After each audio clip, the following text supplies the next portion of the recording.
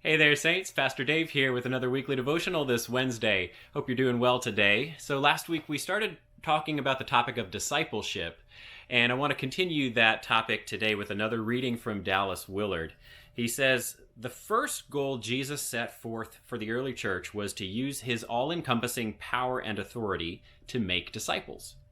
Having made disciples, these alone were to be baptized into the name of the Father and of the Son and of the Holy Spirit. With this twofold preparation, they were to be taught to treasure and keep all things whatsoever he had commanded them.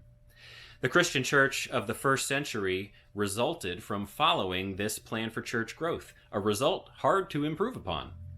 But in place of Christ's plan, historical drift has substituted make converts to a particular faith and practice and baptize them into church membership. This causes two great omissions from the Great Commission to stand out. Most important, we start by omitting the making of disciples or enrolling people as Christ's students, when we should let all else wait for that. We also omit the step of taking our converts through training that will bring them ever increasingly to do what Jesus directed. The two great omissions are connected. Not having made converts disciples, it's impossible for us to teach them how to live as Christ lived and taught. That was not part of the package, not what they converted to. When confronted with the example and teachings of Christ, the response today is less one of rebellion or rejection than one of puzzlement. How do we relate to these? What have they to do with us? So, Saints, we started talking last week about discipleship and how all Christians are called to be disciples. We are all called to follow in Jesus' way, to learn from his example and try to imitate that example and bring our lives closer and closer into line with that example. Well, now we turn our attention kind of toward the church and its role in disciple making.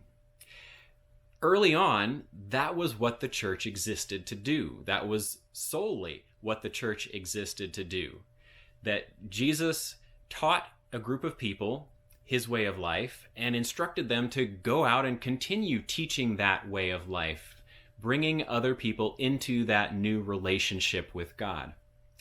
But over the centuries, the church became an institution.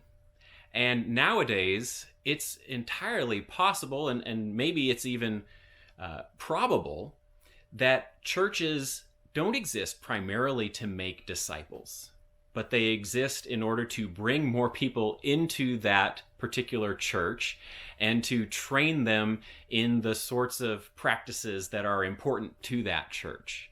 Have you ever noticed the shift or the distinction? Maybe you have, maybe you haven't. But I think it's important for us to remember that the primary role of the church is to teach people how to live as Jesus lived.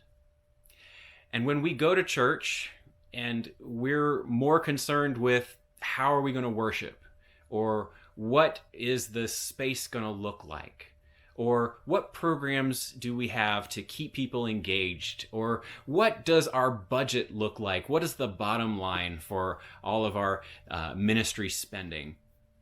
When we get really caught up in those concerns, we do tend to lose sight of the disciple-making promise of the original church. Saints, what do you think? How can a church become more focused on that disciple-making project?